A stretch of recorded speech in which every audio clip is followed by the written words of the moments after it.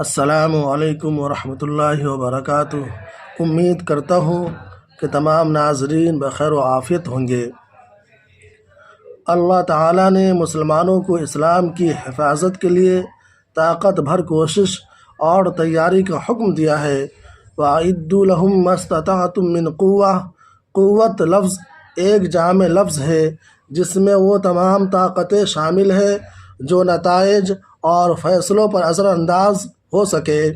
یہ طاقت فوج کی بھی ہو سکتی ہے، افرادی قوت اور تعداد کی بھی، اور علم و دانش کی بھی۔ جو ممالک جمہوری طرز حکومت کے حامل ہیں ان کے یہاں ووٹ بھی ایک بڑی طاقت ہے۔ ووٹ کے ذریعے بام اقتدار پر چڑھا جا سکتا ہے اور ووٹ کی تلوار سے انسان کو بے پناہ بلندیوں سے اتھاہ پستیوں تک گرایا جا سکتا ہے۔ اس لیے ووٹ بھی ایک طاقت ہے، ایک نعمت ہے اور ایک مؤثر ہتھیار ہے۔ اس لیے ووٹ کے سلسلے میں دو پہلوؤں کو ملحوظ رکھنا ضروری ہے۔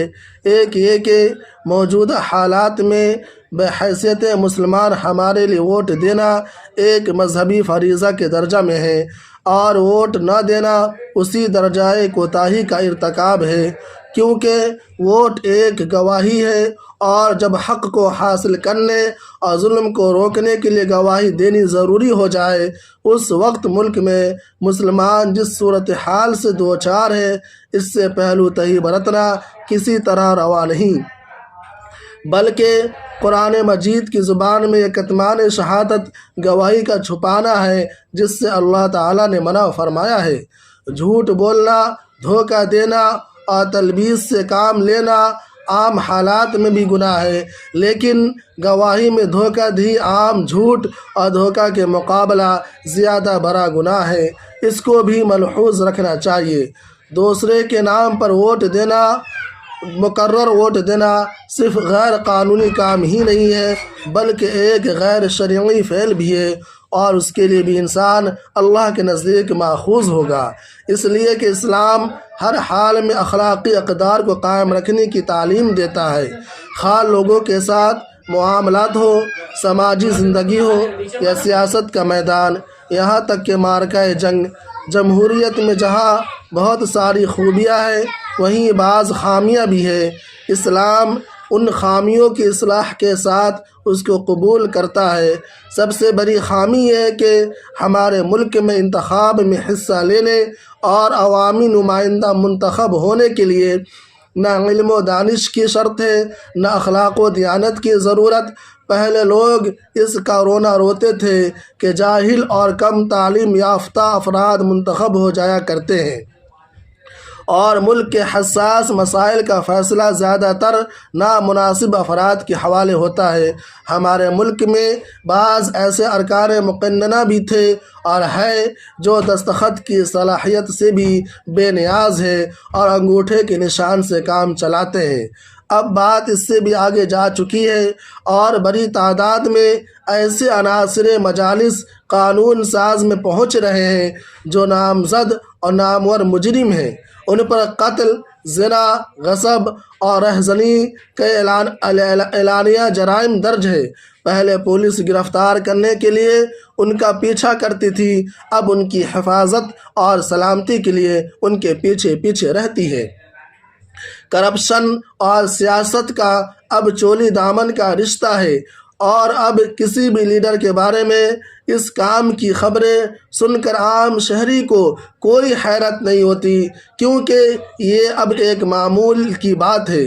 جو لوگ الیکشن میں کھڑے ہوتے ہیں ان میں شاید 1% بھی ایسے نہیں جو حقیقت میں ایماندار کہلانے کے لائق ہے، جن کی زندگی پاک و صاف ہو اور عوام کی املاک میں خرد برد کرنے کا عزم لے کر اس میدان میں نہ اترے ہو۔ ڈاکٹر راجندر پرساد 12 سال ہندوستان کے صدر رہے، اور جب سبکدوش ہو کر اپنے وطن پٹنہ گئے تو ان کو رہنے کے لیے کوئی مکان بھی میسر نہیں تھا۔ جواہر لال نہرو دارالمصنفین اعظم گڑھ کے رکن تھے۔ اس وقت فیس رکنیت 500 روپیے تھی۔ جب مولانا مسعود علی ندوی نہرو جی سے ممبری فیس لینے گئے تو ان کے پاس 500 روپئے بھی مکمل نہ ہو سکے اور 2 قسطوں میں فیس ادا کی اور اپنی پاس بک دکھائی جس میں 200-250 روپئے سے زیادہ نہ تھے۔ لیکن آج معمولی عوامی نمائندوں کے محلات پر قصر شاہی اور گھر کی زیبائش پر جنت شداد ہونے کا گمان ہوتا ہے، اور پولیس چھاپہ مارتی ہے تو منو سونے کے اور روپیوں کے انبار ان کے مکان سے برآمد ہوتے ہیں۔ ضروری ہے کہ آپ جب کسی امیدوار کے حق میں ووٹ دیں تو آپ اس بات کی گواہی دے سکیں کہ تمام امیدواروں میں یہی شخص آپ کے نزدیک اپنی دیانت و امانت، جذبہ خدمت اور نمائندگی کی صلاحیت میں نسبتاً بہتر اور قوم و ملک کے لیے مفید ہے۔ کسی شخص کے بارے میں آپ کو اطمینان نہ ہو، آپ کے علم میں ہو کہ یہ کرپٹ اور رشوت خور ہے اور قوم کی خدمت کے بجائے اپنے اور اپنے خاندان کی خدمت ہی اس کا مقصود ہے، اس کے باوجود آپ اسے ووٹ دیں یا لوگوں کو اس کی ترغیب دیں تو اللہ تعالیٰ کے نزدیک آپ اس بارے میں جواب دہ ہوں گے اور جھوٹی گواہی دینے کا گناہ ہوگا۔ یوں تو ہر جھوٹ برائی ہے، لیکن جھوٹی گواہی کا گناہ کی تمام صورتوں سے بڑھ کر ہے۔ رسول اللہ صلی اللہ علیہ وسلم نے اسے بہت بڑے گناہوں میں سے ایک شمار فرمایا ہے۔ ووٹ میں امیدوار کی صلاحیت اور کردار کے بجائے محض اس بات کو معیار بنانا کہ یہ ہمارے محلے کا ہے، ہمارے اس شخص سے تعلقات ہیں، اس نے ہمارا فلاں ذاتی کام کر دیا تھا، یہ ووٹ دینے کے لیے ہمیں پیسہ دے رہا ہے، درست نہیں ہے۔ یہ خیانت اور جھوٹی گواہی ہے اور یہ پیسے رشوت ہے۔ ہر شخص اس کے بارے میں اللہ تعالیٰ کے ہاں جواب دہ ہے۔ ایسا شخص ایک دو نہیں بلکہ پوری قوم کے ساتھ بدخواہی کا مرتکب ہو رہا ہے۔ اس لیے ووٹ کے بارے میں خوب سوچ سمجھ کر فیصلہ کرنا چاہیے۔ تمام امیدواروں پر غور کرنا چاہیے کہ اس کی گزشتہ زندگی اور عام لوگوں کے ساتھ اس کے سلوک اور رویہ کا بھی جائزہ لینا چاہیے، اور پھر جس امیدوار کو بہتر اور مفید تصور کرتا ہے اس کے حق میں ووٹ دینا چاہیے۔ ووٹر کے لیے یہی اصل کامیابی ہے کہ جس کے حق میں اس نے ووٹ کا استعمال کیا ہے وہ اس کا سب سے زیادہ حقدار تھا۔ اگر وہ ہار گیا تب بھی ووٹ دینے والا اپنے مذہبی فریضہ اور قومی ذمہ داری سے عہدہ برآ ہے، وہ اللہ تعالیٰ کے یہاں خیانت کا مرتکب تصور نہ کیا جائے گا۔ اور اگر ایسے امیدوار کو ووٹ دیا جائے جو قوم کے لیے مفید نہیں، مضر نقصان دہ ہے، تو وہ امیدوار جیت جائے پھر بھی ایک مسلمان ووٹر کے لیے ہار ہی ہے، کیونکہ وہ اپنے اس غلط عمل کے بارے میں اللہ کے نزدیک جواب دہ ہے اور خدا کی ترازو میں اس کا یہ عمل قابل مواخذہ ہے۔ موجودہ حالات میں ایسے امیدوار کو تلاش کرنا جو دیانت اور صدق و سچائی کے معیار کو مکمل طور پر پورا کرتا ہو، جو یہ شیر لانے کے مترادف ہے۔ ایسے مواقع پر شریعت کا اصول یہ ہے کہ اگر 2 برائیوں میں سے کسی ایک کو اختیار کرنے کے سوا چارہ نہ ہو تو کم تر درجہ کی برائی کا انتخاب کیا جائے۔ فقہاء نے بے شمار احکام کی بنیاد اسی اصول پر رکھی ہے، اور آج کے حالات میں اس اصول کو اختیار کیے بغیر چارہ نہیں ہے۔ ہندوستان ایک کثیر مذہبی اور کثیر تہذیبی ملک ہے۔